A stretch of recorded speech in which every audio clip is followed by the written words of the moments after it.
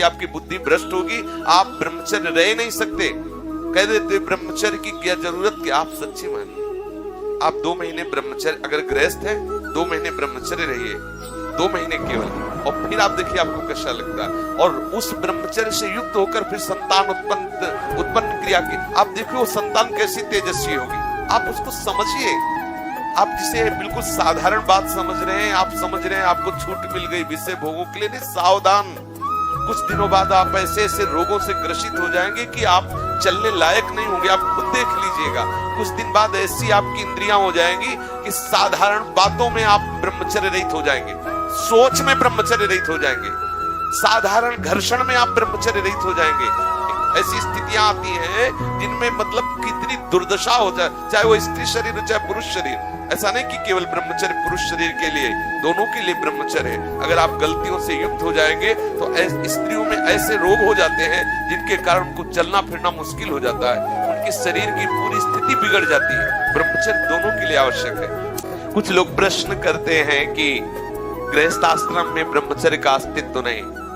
आप देख लो, अगर साल 2 साल में आंखों में कम ना दिखाई देने लगे तो बताना। अगर घुटने दर्द करे, कमर दर्द करे, चलने पर आपको चक्कर आने लगे, देखना, खुद देखना। एक शरीर है, उसकी एक नियत क्षमता है, आप उसके अनुसार गृहस्थ का मतलब ऐसा थोड़ी कि तुम्हारे लाइसेंस मिल गया भोगों का कि तुम मनमानी गंदे आचरण करो और तुम स्वस्थ हो। शरीर है तुम्हारा, कोई सोने चांदी का थोड़ी बना है।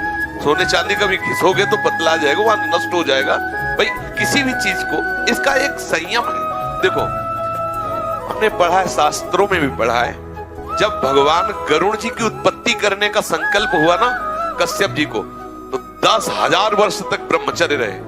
और फिर जब माता विंता के गर्भ में आधान किया तो अरुण और गरुड़ जैसे महापुरुष पैदा हुए। अगर आप 5 वर्ष ब्रह्मचर्य रहे केवल इसलिए कि जो हमारी संतान हो वो बहुत देशभक्त, हरिभक्त, बलवान, विद्वान, ज्ञानवान हो, और आप नियम से दोनों भजन करो, और 5 वर्ष बाद गर्भाधान करके संतान उत्पत्ति के शास्त्र सिद्धांत अगर वो महापुरुष न पैदा हो तो बताना। अब ये खान पान ठीक नहीं, आचरण ठीक नहीं, पवित्र नहीं हो। एक किसान भी खेती को सुरक्षित और तैयार करता है तो उसमें अच्छी फसल होती है। तुमने ब्रह्मचर्य को जाना ही नहीं, इधर उधर से हर तरह से भ्रष्ट आचरण, अब वो संतान कैसे हुई। अब देखो, हंसी मजाक की बात है, हम देखा गोदी में चश्मा लगा, भगवान गोदी में है, शुगर है 500। अब बोलो इनको जवानी आएगी कभी? क्या हुआ? ये गलतियां हो गई, संयम बर्ताव नहीं किया गया, वीर में वो सामर्थ्य नहीं रही कि संतान को तेजस्वी ओजस्वी बना सके। अब इन बातों को कहा जाता है गुप्त रखो, गुप्त मरो। भाई आप जिसे कह रहे हैं सब कहने से तो देख लो, आगे तुम्हारे आ जाएगा। अगर उठने में तुम्हें तकलीफ ना होने लगे, कहना अगर बादाम ज्यादा खाओगे तो लीवर खराब हो जाएगा, देख कुछ दिन बाद देख लेना। ये जो लोग कहते हैं ना कि अरे बाबा लोग सब कहते हैं, देख लेना तुम्हारे पुरखा पानी पा जाएंगे।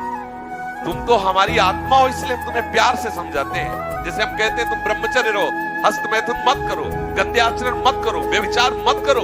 ये ब्याह की जो एक प्रक्रिया है आपको एक सीमित बांधने के लिए है कि आप भ्रष्ट आचरण न करें, आप धर्म से युक्त होकर भगवत मार्ग में चले, आराधना करते हुए एक आराधक की तरह एक संयमित जीवन व्यतीत करें। लेकिन वो माना जाता है कि बाबा लोग हैं।